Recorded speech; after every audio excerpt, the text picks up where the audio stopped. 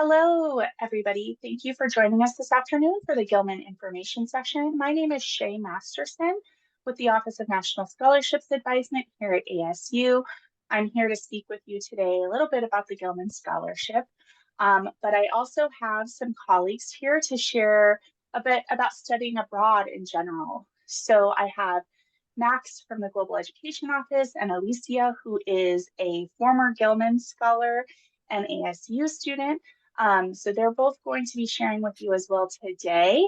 So in just a moment, I will hand it over to Max.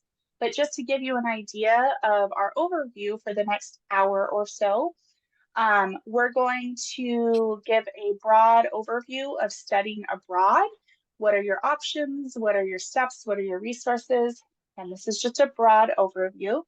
Then I'm going to share with you a little bit about ONSA, the Office of National Scholarships Advisement, and what my office does, not just relating to Gilman, but in general here at ASU. And then we'll talk specifically about the Gilman Scholarship.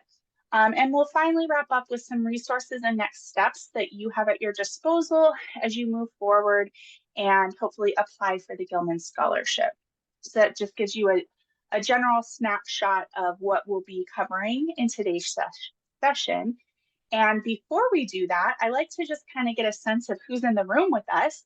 So in just a moment, if you all wouldn't mind typing into the chat, kind of introducing yourself to one another and myself and colleagues with your first name, your academic level, so like first year, second year, junior, whatever the case may be, and where in the world you would go if you could go anywhere, even if it's not for your study abroad experience, that's okay. But one destination that you would pick out from anywhere else in the world. So again, just take a moment, type your name, your academic level, and where in the world you would go if you could.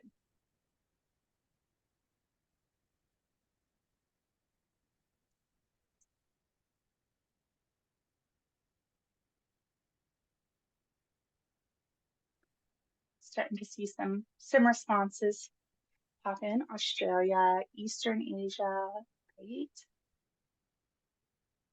Lots that can cover. Switzerland. See a lot of students studying abroad in some of the countries that you're saying. Antarctica, yes, ASU does have an Antarctica study abroad option that is not an option for students at most, if any other universities. So it's a really unique opportunity here at ASU. The UK, Morocco, Sweden,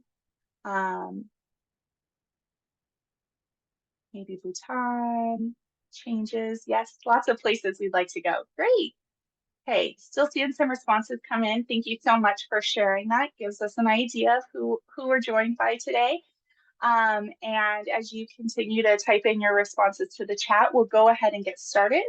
So I will pass the reins over to my colleague from the Global Education Office. Hey, everyone. It's so great to see so many people here interested in taking advantage of this pretty awesome resource that is available. So yeah, this is great to see students wanting to go abroad, and I saw in the chat where everyone's trying to go. So I've been to a bunch of those places, and I can say that you won't be disappointed. So about our office, this is kind of like our little just a brief little synopsis of what we do. We coordinate short-term, summer, semester, and full-year study, intern, and research programs for ASU students. We offer 4 different types of programs here in the Global Education Office, GEHO. And within those 4 different program types, there are 300 programs, and I think there's 65 different countries that you can go to. Later on, we'll show you like a little list, but yeah, those are the 4 program types there. So yeah, obviously our goal is to get you guys to grow academically, professionally, personally, and we'll get into all of this more in the coming slides. So these are really like the 3 pillars of study abroad, the 3 mantras: broaden your perspective of countries and cultures, grow your independence and become an active learner, be more competitive on today's global job market. So um, whenever we're analyzing a program here and whenever we're like giving approval to a program to see if we're going to be able to run it, we always try to make sure that maybe it's going to check at least one or ideally two of those boxes for students. So the first one is broaden your perspective of countries and cultures. I mean, that can't really be understated. I mean, the value of going abroad and getting that global experience, especially for someone who hasn't been out of the country before, is it can't really be understated. I mean, my first semester abroad was literally 10 years ago. February 2014 was the first time I went abroad, and I studied abroad in Australia. And before that, I didn't know anything about the rest of the world, really. I was just thought, like it's America, like this is the world. But I couldn't really have been more wrong because we're just like one of 196, I think, countries. So once you go abroad and you have that experience when you're out there, you start to like realize that, and you get to see how other people um, solve problems or their perspective on things and their the way they were raised and how they approach situations, and you start to make friends, maybe not even from that country, maybe you make friends from other countries. I made friends from all over the world when I lived in Australia because I was placed into like an international housing for international students. So I had many Australian friends, but then many friends from Europe, South America, a few from Africa. So that's like a wonderful thing, and I still keep in contact with many of them. Not as many as I'd like to, but definitely a significant amount of them to this day, 10 years later. So anyway, the second point on here is grow your independence and become an active learner. Yeah, again, can't be understated. Um, Once you go abroad, it really kind of forces you out of your comfort zone. I know it's like a cliche thing to say, like I heard like 1,000 times people saying like you learn more about yourself. Like I don't really want to say that, but um, I will say that you definitely realize like what you're capable of. Because you're being pushed outside of your comfort zone, you realize that you're much more independent than you thought you would be. I mean, I never knew how to cook or anything like that, or like read maps or like get from one side of the city to the other without like my car, really, because I was used to just all that stuff being kind of like easy for me because I grew up with it. But when you're abroad, you really have to start to like navigate and do problem solving, and it's fun, really. Even simple tasks like figuring out where you're going to do your laundry. I don't know, even that like little menial tasks like that was like just a measure of like how independent you can be. Anyway, the third thing on there is be more competitive on today's global job market. Yeah, I mean, at some point um, after you graduate, you're going to be in a position where you're applying for a job, and if it comes down to maybe you and like a few other candidates will having this sort of international experience on your job application or your resume, it's definitely works for in your favor. It's definitely something to leverage. So yeah, this kind of experience definitely does make you more competitive on today's global job market. So as I alluded to before, there are four different program types. As you can see, they go from about a week up to as long as a year and everything in between. I studied abroad for like a semester, or like 2 semesters actually, like a full year, but 2 separate semesters in different countries. So I was more in like the partnership and exchange, but now working here at ASU GEO, I oversee the faculty directed and global intensive experience program. So it's like nice to get that other side of the coin. Um, because I always thought like, why wouldn't you want to go for a whole semester? Why would you want to just go get like a taste of studying abroad? Why wouldn't you want to stay the whole semester? But now I realize that there are definitely, advantages that each of these program types have. So I'll probably kind of do these out of order. The first one is the global intensive experience. Those are like the shorter term. They're like 7 to 12 days, spring break, winter break, maybe before, after semesters. Actually, there's like pre-fall, pre-spring, post-spring. So those are, yeah, they're about 7 to 12 days. That's why they're like intensive, because they're, so much is like put into like a smaller amount of time. But yeah, you go with a faculty led by ASU faculty, incorporates excursions, it's connected to a semester course. So whatever credits you get for it are are connected to like the spring or fall A session, B session, and included in that is the tuition. Or sorry, it's not included. The tuition is not included in those program fees, but like housing and insurance and many of the other costs, like all the cultural excursions, things like that, are all included in the program fee. The faculty-directed programs are pretty similar to that, but they're just much longer. Well, they can be much longer. Those are usually in the summer, and it's the same. You go with a faculty and a cohort of other ASU students. Those programs, another significant difference other than the length of the program and when it takes place is that those programs include tuition, so they're going to be more expensive for all those reasons. But yeah, those are definitely options for students who maybe non-traditional students who want to go like test it out and see if it's something that they're interested in, but don't want to commit to a whole semester. Things like that. And then there's the middle two is partnership and exchange. Exchange is what I did when I studied abroad in Australia. Those ones are like the most independent experience you could have, like of the four on here, because really you're enrolling directly in that foreign university, and then like their study abroad office is kind of the ones helping you with finding housing, and they might organize some events for you, but really you're kind of like on your own, like in a good way. Like you kind of like do what you want while you're there. I mean, obviously you're going to school, you're there to study, but it's not like a faculty directed program where you're like with an ASU cohort the entire time. So that's a great experience if you want like to be for a full semester. Those go for full semesters. And the second one on there is partnership, which is kind of like it's kind of like a middle point in between the faculty directed and exchange programs. There's more personal independence, but you do have the support of on-site staff there whose really job it is to make sure that like you succeed, like that the foreign students like you would be are succeeding while you're there. So they're supportive, but they also offer freedom. And yeah, those can be at least a semester. They can also be summer or year long. Okay, so eligibility requirements, those definitely vary by program. So you just have to like check the brochure for whatever program you're interested in, and those would be on there. All the eligibility requirements. And the most basic one is a 2.0 minimum GPA. Like if you don't have a 2.0, you're not going to be accepted into any program. Many of them have higher GPAs. I would say like 2.75 is the highest one that I have on my program. Some of them have 2.25, some of them have 2.5. So I would say generally speaking, those are the requirements, at least on the FD global GIE side. And then foreign language proficiency.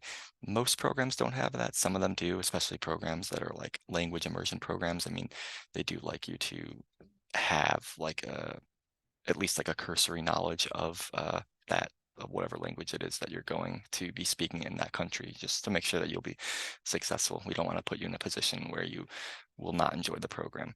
And then prerequisite requirements. Yeah, again, some programs have those, many don't. We try to like eliminate as many barriers as possible. We want you guys to go abroad. So there's some basic requirements, but overall, yeah, there's not too many prerequisite requirements. And again, those will be on the brochure for whichever program you're interested in on our website.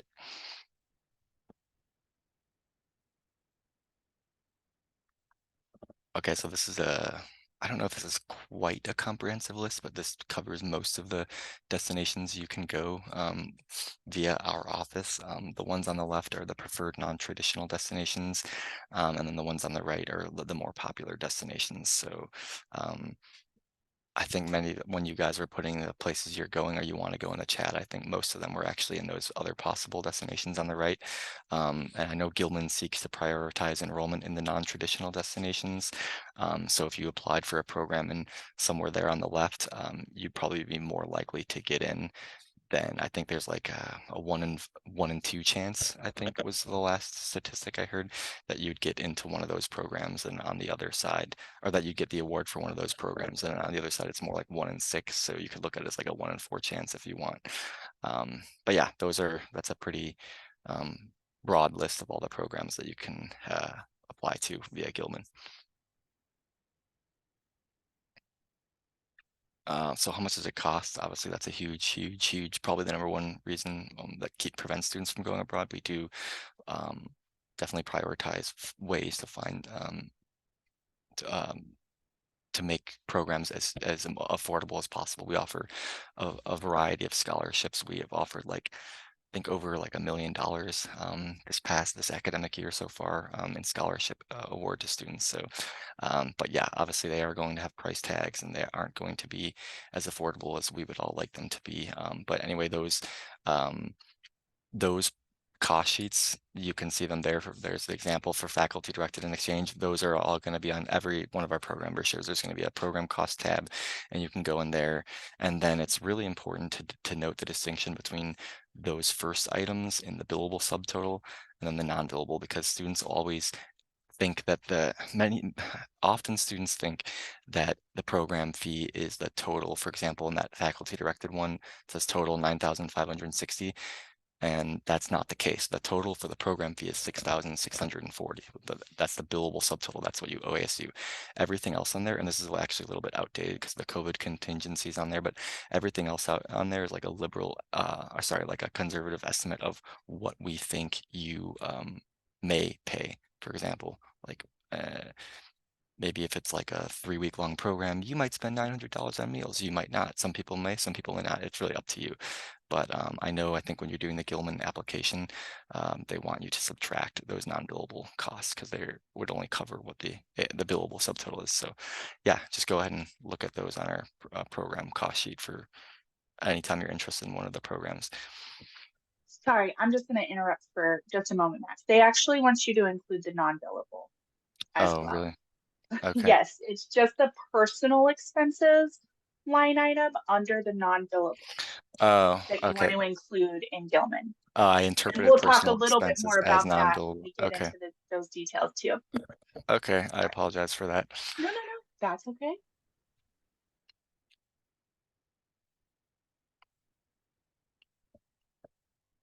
Okay, so then, yeah, study abroad in the Obama scholarship. So yeah, 1 year of study abroad complete before going abroad. So they like you to, be at least a rising sophomore before you use the Obama scholarship on a study abroad program. It is available for 1 semester on a sponsored study abroad program. And then it's in bold there because it is an important question and students often aren't able to don't comprehend that it's based on the ASU cost of attendance, so not the cost of attendance of your host country. So for example, if you're going to study abroad in like London, it would not be in your favor because you would be having to find housing in a place that's very expensive. But if you're going to study abroad, or sorry, no, I think I said that backwards. It would be in your favor if you're going to a place like London because it's based on ASU cost of attendance. It's based on like Tempe, your cost of living in Tempe. So you'd be paying that. And then if you were going to a much cheaper country, yeah, you would still be paying the cost of attendance, or sorry, the housing as if you were here in Tempe, even though the cost of housing is much cheaper in that country. But yeah, it's based on ASU cost of attendance and can't really be used on summer programs, the Obama scholarship. It can really only be used on fall or spring programs. It covers the tuition, but not the program fee.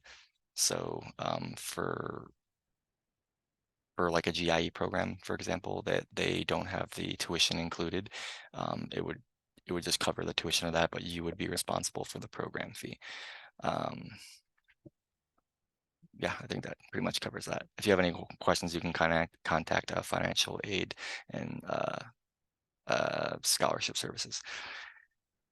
Okay, so the next slide on here is GEO workshops. So we do offer these every Wednesday and Friday from 2 to 3 here in the Global Education Office, which is on the second floor of the Student Services building. It's pretty much directly across from financial aid. You've been to the financial aid office, it's just directly across. You can see it there. And then you can also come in via Zoom. So what's today, Wednesday? Okay, so yeah, that would have already passed by now, but yeah, you can definitely do that Friday or next Wednesday. And then we do financing your GO programs every other Tuesday from 2 to 3 as well. So the next one of those will be, it looks like today's the 7th, so yeah, and then we just passed that yesterday, but you can see all the dates there and you can register for those or just join via our website. But those are definitely designed to help you guys like figure out ways you can finance your programs because we do want you to go, but we also realize that price is the most significant barrier.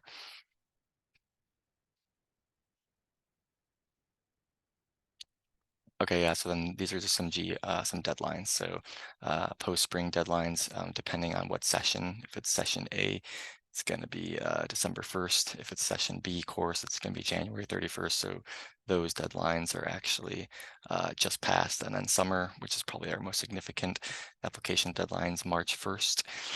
So that's coming up for all summer programs in about 3 weeks. And then the fall and academic year deadlines are February 1st and April 1st.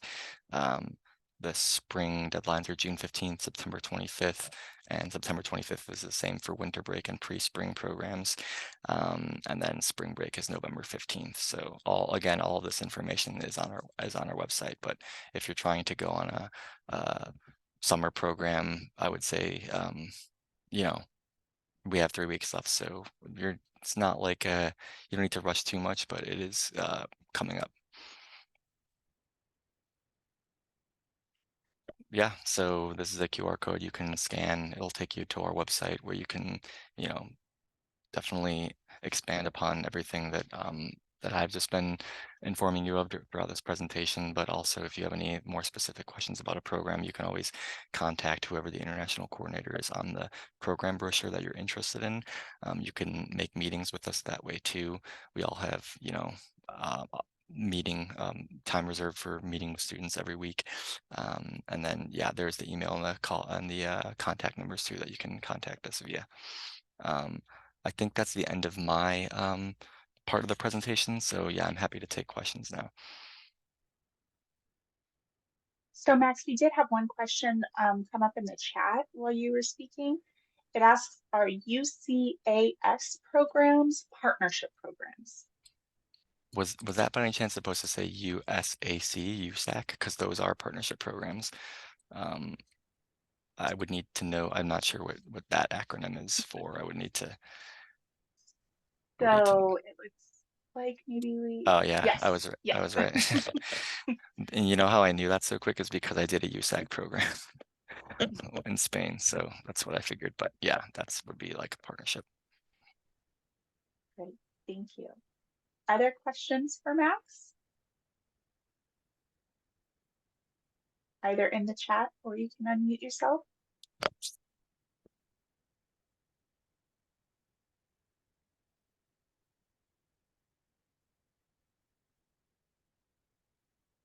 Where can we find the list of countries? Yeah, so if you go to our website, it's goglobal.edit or it's goglobal.asu.edu. There will be a resource there. It's pretty intuitive, our website. We've definitely worked on it a lot in the last few years, and it's very intuitive. So there will just be a link there. It says where you can search by country, you can search by whatever criteria you want, city. I think there's even like a language, a way to search by language, and yeah, it'll show you like all the different countries there that you can select from. So those are all the countries we offer programs in.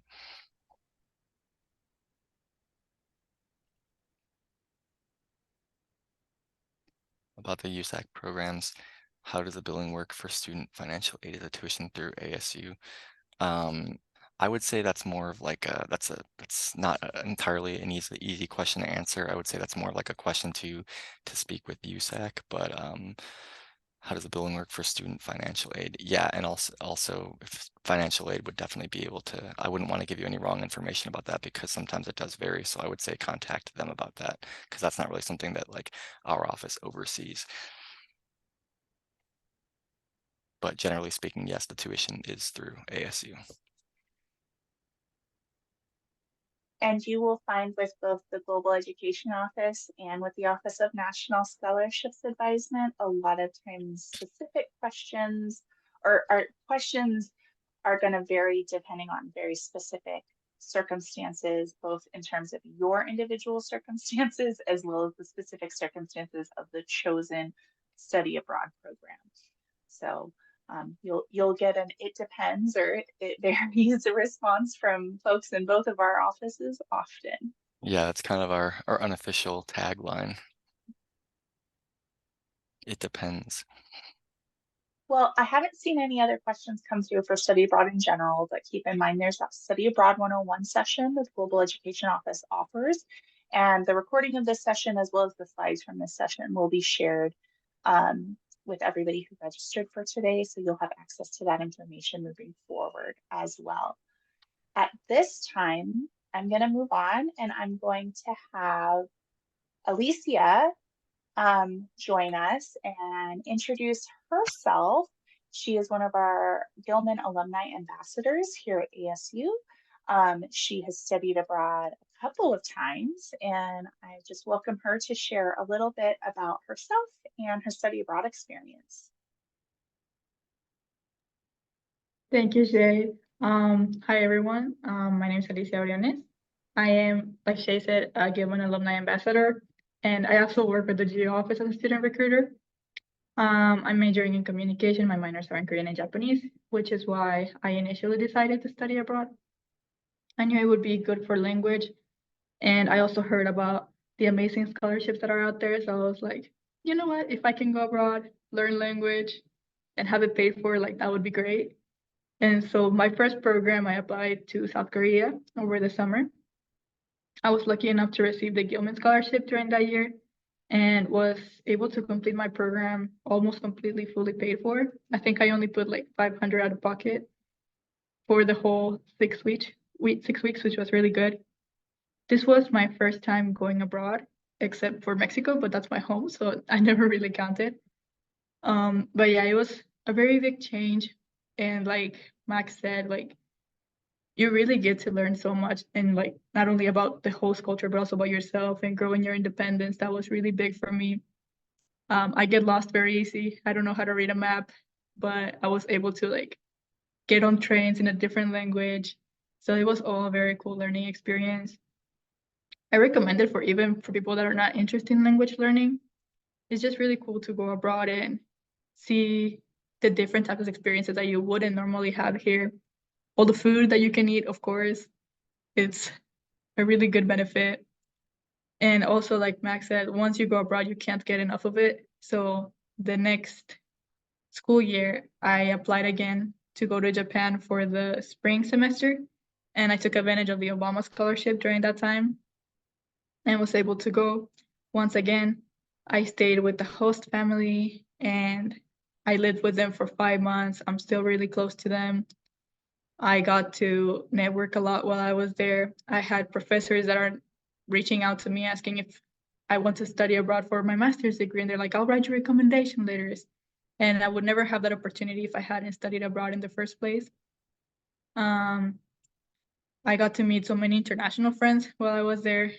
I have a friend from Australia that's always texting me like, hey, when are you coming to Australia? You can come here and I'll show you around. So it's really cool, all the connections that you can make and all the things that you can learn. So I definitely do encourage you guys to take opportunity and all these scholarships that are out there because it's definitely a worthwhile experience. Alicia, were Yes. there scholarships besides the Gilman Scholarship that you applied for? Yes. So when I went to South Korea, I applied for a different scholarship. I don't remember what it was. And I did receive it. It was very doable, but I didn't notice that my program wasn't actually eligible for it. And so I ended up not receiving it. But there's a lot of scholarships that you can apply for. When I went to Japan, I applied to the one of the scholarships through the Global Education Office. It was a really easy, like the scholarships that we have through the GEO office. For some of them, you don't even need to write anything. Like you just select, yes, I wish to apply. And that's all you do. And I was able to get some help from that. as well as a different scholarship that's actually, I think, listed on the ONSA website. I think it was like the Asia Freeman. I don't remember quite exactly which one it was. Yeah, Freeman Asia. Oh, it was Flash Scholarship, sorry. Okay. But yeah, there's a lot of scholarships out there that you guys can look for.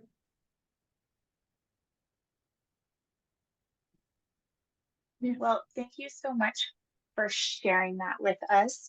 And Alicia will be sticking around too. So if you have questions specifically from the student side of things, we'll have some time for those as we move forward. But now we'll jump into the Gilman Scholarship specifically. In order to do that, as I said at the very beginning, I want to share with you just a little bit of an understanding of what the Office of National Scholarships Advisement does here at ASU. So our focus is external awards. So these are not your ASU scholarships. Yes, the Global Education Office has many scholarships for ASU students to apply for who are studying abroad. Your academic college may also have their own study abroad scholarships you can apply for. You absolutely should do that. But our office focuses on supporting with external awards. So these are scholarships that are funded and managed by entities outside of ASU. In the case of the Gilman Scholarship and many national scholarships, they're funded by the US Department of State or another agency with the US federal government. Sometimes they're funded by private foundations or large corporations. Sometimes they're funded by international organizations or governments. So the funding comes from outside of us, and the applicant pool is also open to students across the country and sometimes across the world, depending on the specific scholarship. Everything we advise on is considered a competitive award, meaning a vast majority of people who apply are not selected. In the case of Gilman, their national average is 1 in 4. For every 4 people who apply, only 1 student is selected. And in terms of the awards we advise on in our office, that's probably the least competitive scholarship. From there, it gets more and more competitive, and that's why our office is here. So we help inform students and alumni of the opportunities that are out there and decide which awards you may want to apply for given what your goals are in life. Many of these are mission driven, so they're trying to fulfill their mission by offering this opportunity to students or recent graduates.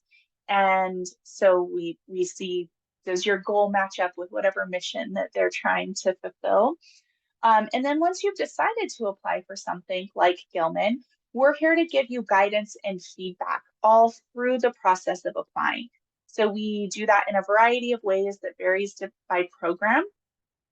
But myself or somebody else in our office will be there to answer any questions you have, give you suggestions and tips about working on your application materials, and then give you directed feedback on whatever you have completed for your application before you submit it. In the case of Gilman specifically, so I said just a moment ago, national average is 1 in 4 Gilman applicants are ultimately selected to receive the scholarship each year. Over the past several cycles, the average for ASU students who have actively worked with our office on receiving and implementing the feedback that they've received have been selected more at like a 70% selection rate. So a majority of the students who work with our office and get that support are actually selected for the scholarship, which is not what is the national average, right? And so that's not because we decide whether you're selected or not for Gilman or for anything else that we advise on. We have no control over that in our office. We just know what each individual scholarship committee is kind of looking for, and we try to make sure to help you bring that information out in your application materials as best as we can. If you're applying for something that requires an interview, a national scholarship that requires an interview, we also help prepare you for the interview by doing mock interviews and giving guidance and suggestions. Gilman does not require that, but I just wanted to include that in case you apply for any other national scholarships our office advises on. So in a nutshell, that's what we're here to do. We advise on about 100 different awards that provide a variety of benefits to whoever is selected for them. Some of them, like the Gilman Scholarship, are for undergraduate students specifically. Some of them are for recent alumni, so after you graduate, and some are for graduate students or to fund your graduate studies. So again, broad range of what they provide. And like I said earlier, when Max was sharing about the study abroad options in general, a lot of times questions posed to our office are going to be, it depends on the specific award you're applying for or thinking about applying for in your specific circumstances. So with the Gilman Scholarship specifically, just to share a little bit of background. So this is, again, a U.S. Department of State funded and managed program that was established by a congressional act to really expand the population of students who are studying abroad. So I believe I heard a couple weeks ago that the national average for US students who study abroad is about 2%. Please, if I'm incorrect about that, Max, correct me. And the ASU's population is a similar percentage. So the vast majority of students who go through their college experience do not study abroad, financing being a major reason why, although not the only reason. And so the Gilman Scholarship was established to try to expand the population who has the opportunity to study abroad. And so it's specifically for students with a demonstrated financial need, since if you have a demonstrated financial need just to pay for tuition, it's unlikely that you're going to go on a study abroad experience unless you have financing for that as well. So there's some other populations that they're looking to incorporate into study abroad experiences that have been underrepresented in those experiences historically, but that is one side of the mission of the Gilman Scholarship. The other side, as Max alluded to earlier, is also to broaden the destinations where US students are studying abroad. So those 2% of US students who have historically studied abroad have typically gone to a lot of the same countries. And so the Department of State would like students to hopefully kind of spread that experience across more countries than what has been done historically. And that's why there's that preferred non-traditional destination list when it comes to the Gilman Scholarship. So essentially, if you're going to a non-Western European, as well as not Australia, New Zealand, or kind of Canada, if you're going pretty much anywhere else in the world, they prefer those destinations. And so it can help your chances of being selected. And as you noted with Alicia, she was going to Korea when she was selected for the Gilman Scholarship. So going to an Asian country, going to an African country, South American country, Eastern European country definitely helps your chances.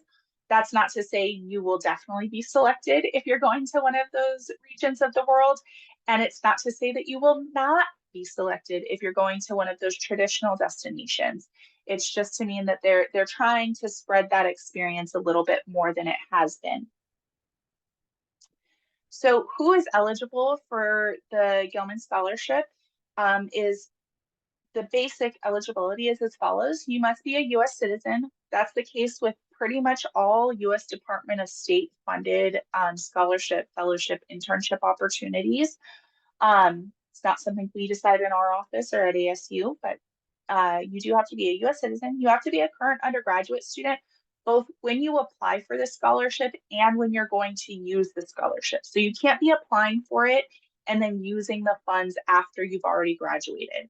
The only exception there is if you're doing a post-spring study abroad. That's one of those global intensive that is considered part of your spring semester when you, and if you're graduating that semester, and you go on the study abroad experience immediately after you graduate, but it's technically part of your spring semester kind of course load. That's like a little caveat to you can't go after you graduate. You also have to be a Pell Grant recipient to be eligible for this. So It is specifically for students who have a demonstrated financial need through the FAFSA to the point where they are a Pell Grant recipient. And your study abroad program has to be credit bearing. So if you find a study abroad program that is not credit bearing, that's not eligible for you to receive credit here at ASU, that wouldn't be a program that would be eligible to get Gilman funding for. You do not have to transfer the credits back to ASU, although you probably should, and most students do. But even if you don't, for whatever reason, that's okay, but the program itself still has to be credit bearing. If you are 1 in 4 students who end up getting selected for the Gilman Scholarship, you will receive up to $5,000 towards your study abroad program. Even if you're selected, that does not guarantee that you'll be awarded $5,000. That depends on what your financial need is for your scholarship or for your study abroad experience. So they take into account the total cost of your study abroad experience. Again, that includes everything billable and non-billable, except for those personal expenses line item.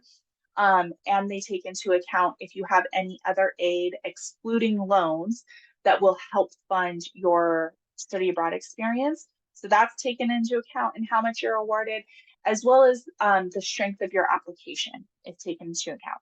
So ASU's average over the last several years, most students who have won the Gilman Scholarship have received about $4,000, just to give you an idea. If you are studying a critical language while you are on your study abroad experience, and that is a language that is deemed a critical language for the Gilman Scholarship specifically, so they have a list of specific languages for this supplemental award. I believe both Japanese and Korean are on that list. Yes, Alicia is shaking her head yes. So there's also about 12 other languages on that list. So if you're going to be studying one of those languages, you can also apply for the Critical Need Language Supplemental Award as part of your same application. That's for an additional $3,000, which takes the total up to $8,000 if you're selected. There's also a brand new this year STEM supplemental award that you can apply for. So if you're going to be conducting STEM research during your study abroad experience, you can also apply for that supplemental award as part of your same application if you're receiving and receive up to $1,000 for that. So if all of the above applies, you could be potentially applying for up to $9,000 in funding, although usually with the supplemental awards, it's kind of either or, and most students, it's really just the base award that they're applying for. There's also some additional benefits, and that is the case with pretty much everything ONSA advises on. It is not typically just a financial, a one-time financial benefit of receiving any of the awards we advise on, but there's additional benefits. One of them with Gilman is becoming a part of their alumni network, which includes several different things, but I'm going to hand it back over to Alicia if she wants to share a little bit about what's been available to her as a Gilman alumni since receiving the scholarship. Yes, so first of all, I did want to point out the Critical Language Supplemental Award. I did receive that. And so out of the 8,000, I was able to get 6,000 with Gilman. And so that really, really helped a lot for the program. So definitely make use of that. But yeah, I feel like I've definitely taken advantage of those benefits from Gilman. I feel like most scholarships, what they do is they give you money and they're like, okay, you're done. And we definitely appreciate that, but Gilman, they really, really make an effort of keep helping you even after you come back from your abroad experience. So either with networking, you get to meet so many people that have also been Gilman alumni or that work with the Department of State, and that really can help you get places. They also have a lot of seminars and workshops that are only for Gilman alumni. So every once in a while, I will get an email being like, hey, we have this opportunity for Gilman alumni. You can join us in Washington. Or if you apply for this one, you can get a workshop, a 1-week workshop all paid for in a different country. And those are really good opportunities that I wouldn't get otherwise. Also, you get to, if you would like, you also can apply to be an alumni ambassador as myself. And this is where I really started to make connections. I got to meet so many people that work with the Department of State.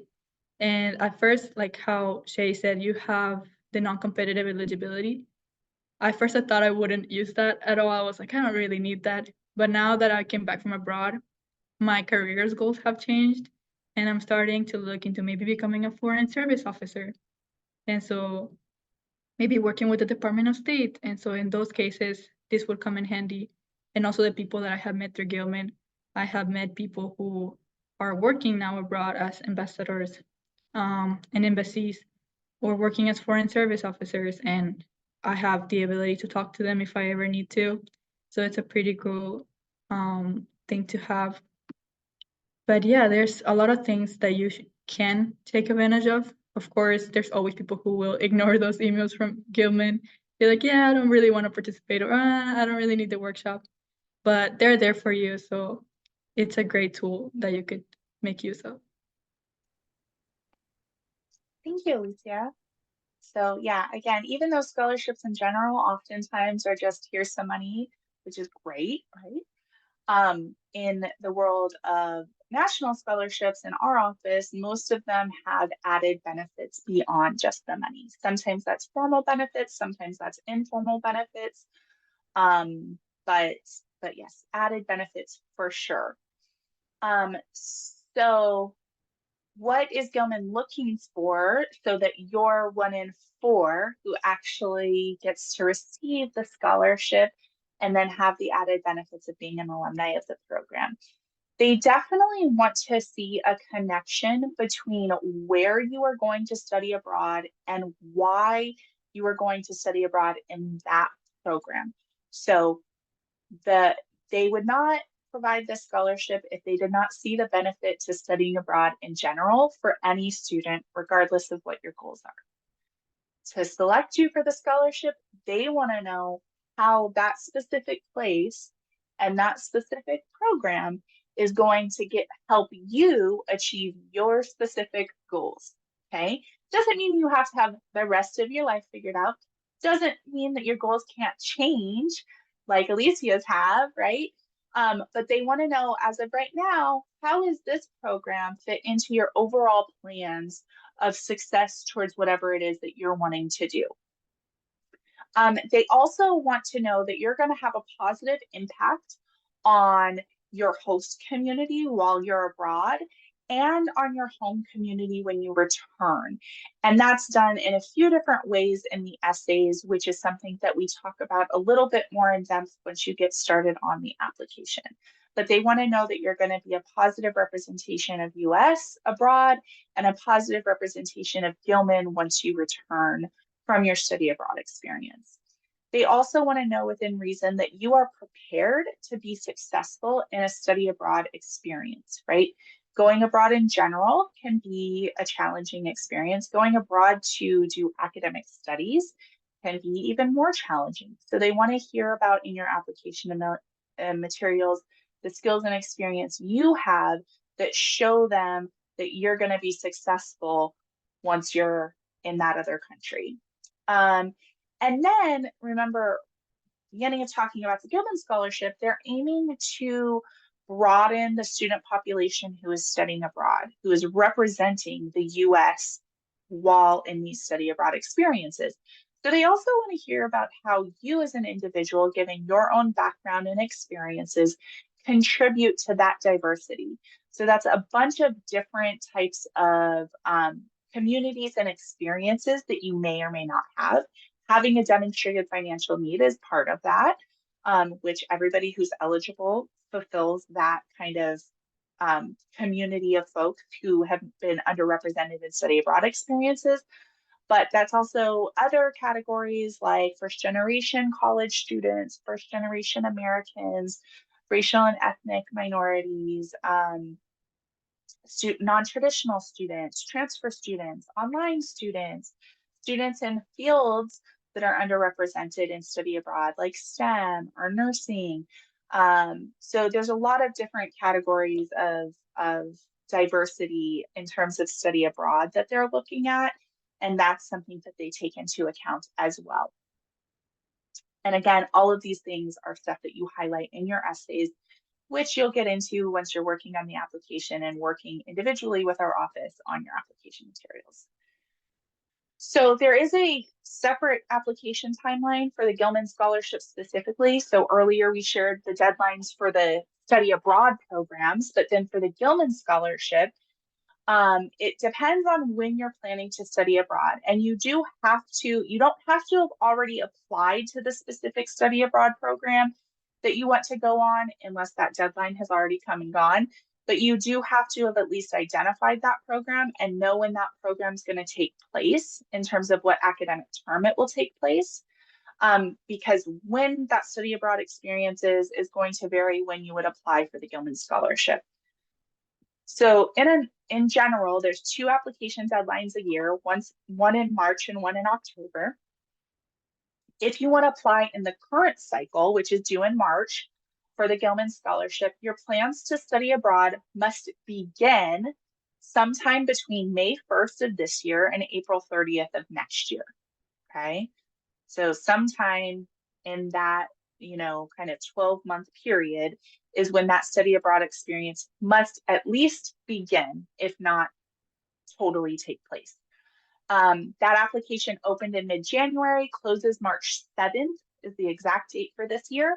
There's also an advisor certification part of this application, which is due 1 week after your deadline as the student applying. And then you would be notified in early May of whether you've been selected for the Gilman Scholarship or not. So you can absolutely be planning a post-spring or summer study abroad experience and apply to the Gilman Scholarship right now. It does make the timeline very close, and it can be challenging for you not knowing that close to your study abroad plans, but you absolutely are able to and even should still apply for the Gilman Scholarship, even if your study abroad plans are that soon. If you're not planning to study abroad until sometime after April 30th of next year, then you won't quite apply to the Gilman Scholarship yet. The fall deadline typically opens sometime, I need to update this slide. It's sometime in mid-August. I don't know why or when I put September, but it's actually in mid-August when the application typically opens. And this year, the deadline will be October 3rd for that application cycle. For anybody who's planning to study abroad anytime between December 1st of this year and October 31st of next year. And generally speaking, year to year, cycle to cycle, that is when around you can look at the similar dates and times for the application and when to apply based on when your study abroad plans. You will notice there's obviously overlap there. So right now, if you're planning a summer study abroad or a fall study abroad, you would need to apply now. You can't wait until October. But if you are planning to study abroad over winter break of this year or next spring semester or spring break of next year, you could apply in the deadline now or in the deadline in the fall. I would strongly encourage you to apply in the deadline now because that gives you that much more time to know whether you've been selected for the award or not, and time to plan accordingly. And it also gives you another shot to apply in October if you don't get selected now. And there are definitely every year applicants who apply once, aren't selected, apply again in the next cycle, make changes to their application materials and end up being selected. So that is definitely something to consider and plan early if possible. So that certification that happens is twofold. There's 2 advisors that you'll select in your application. You'll select a study abroad advisor, which is the individual who is assigned to that specific study abroad program through the Global Education Office. Even though you're going to work with me on your Gilman application, I am not going to be your study abroad advisor that's going to confirm the study abroad information that you've provided in your application. That's going to be the individual at the Global Education Office. If you're having trouble identifying who that is, I can help you, but you won't select me. You will also select a financial aid advisor to confirm the financial information that you've provided in your application. You can select any option that's listed in the portal. You do not need to contact that person. You do not need to meet with that person. You can contact them if you have questions, but you don't need to or have to. You do have to submit the consent to release records so that the financial aid office has permission to consent to release your information to the Gilman program. Okay, so that form, the direct link is provided as well as a QR code to that form on the screen right now. And again, these slides and the recording of the presentation will be shared afterwards. So as you move forward, considering studying abroad in general and applying for the Gilman Scholarship specifically, here are your next steps and then resources available to you. First and foremost, you must select a study abroad program, okay? If you have not selected a study abroad program, there is no sense in working on the Gilman application because all of your materials are going to be revolved around where you're studying abroad and what you're going to be doing while you're abroad, okay? Working on your essays, working on the application is not going to be a fruitful exercise for you if you have not selected a study abroad program. Even if that abroad program is not open for applications yet, it's fine. You still need to select the program that you plan to study abroad in. Then you want to open a Gilman application if you have not already.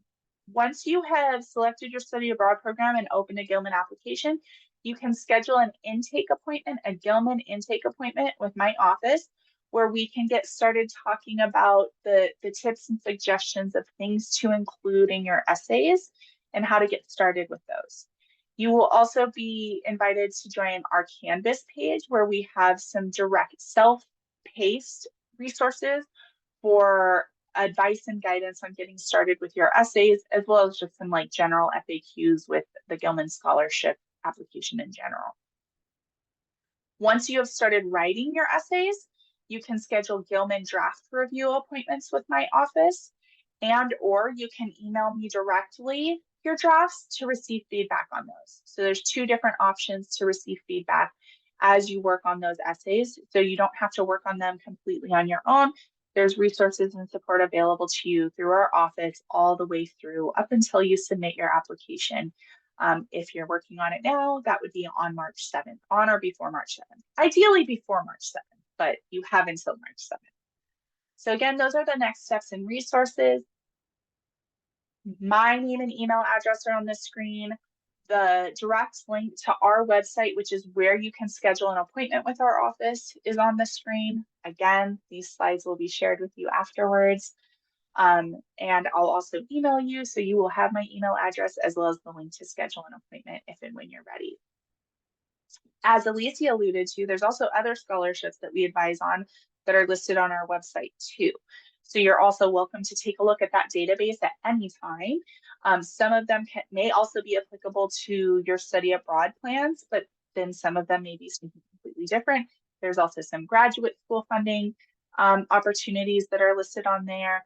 Alicia, there's also some programs specifically around becoming a foreign service officer that are listed on there.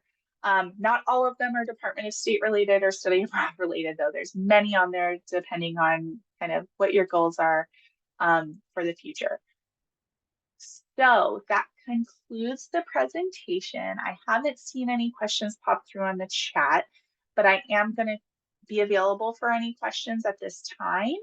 And I'll answer this question right now. And then if you have additional questions, feel free to type them in the chat or unmute yourself.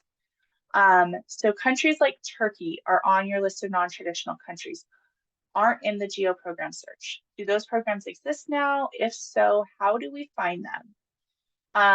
So I'm going to answer that first because the second part of the question is a separate question. So you do not have to do an ASU study abroad program to apply for the Gilman Scholarship. So there may be destinations that you can go to that are listed as a non-traditional destination, the preferred destination for Gilman in general, that ASU or the Global Education Office doesn't necessarily offer programs to that place. As to whether they have a specific program for Turkey, I am not 100% sure or not. But if there's a country you'd like to go and ASU does not have a study abroad program there, you absolutely can explore those options. You would need to kind of do an online search maybe of study abroad options to that specific country. But you don't have to only do an ASU program. And Sweden would be considered a traditional or popular destination for studying abroad, whether it's an ASU-based program or not. I do believe we have programs to Sweden though, so I'm not sure about that. I will say if you're searching just by typing in the name of the country, there's also a filter where you can choose a country and see the options, and that might be a little bit more user-friendly in the GEO database. So Gilman is not going to have a list of study abroad options available for you. They do have a point on their page where they do list some common study abroad program providers that are available. You might find something like USAC or CIE. A lot of those can be partnership programs through ASU. Those entities also might have additional program options that aren't partner programs with ASU. So the ASU Study Abroad site is a very good starting point, but if you have a destination in mind or an international university in mind and you're not seeing that option show up on the ASU website, then doing kind of a broader general internet search might be advisable.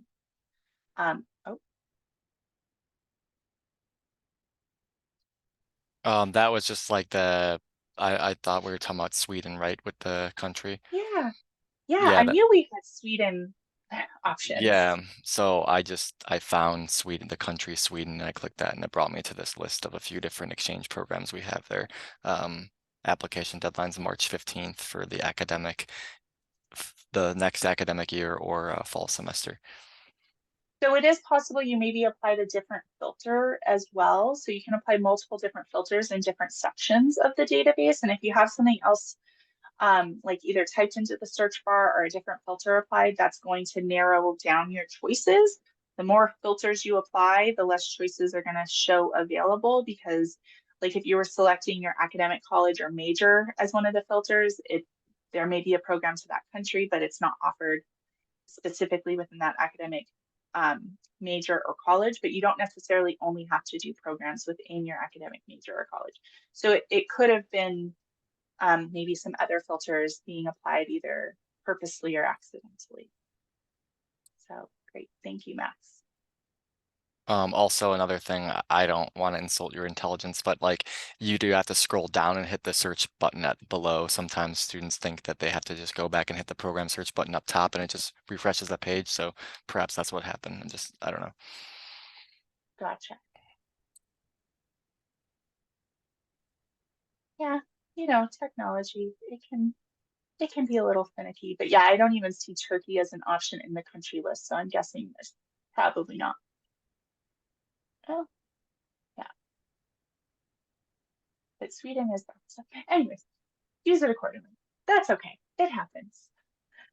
It's a little late in the day, depending on where you're at. All right, any other questions? I haven't seen anything pop through in the chat. I'll give it another moment.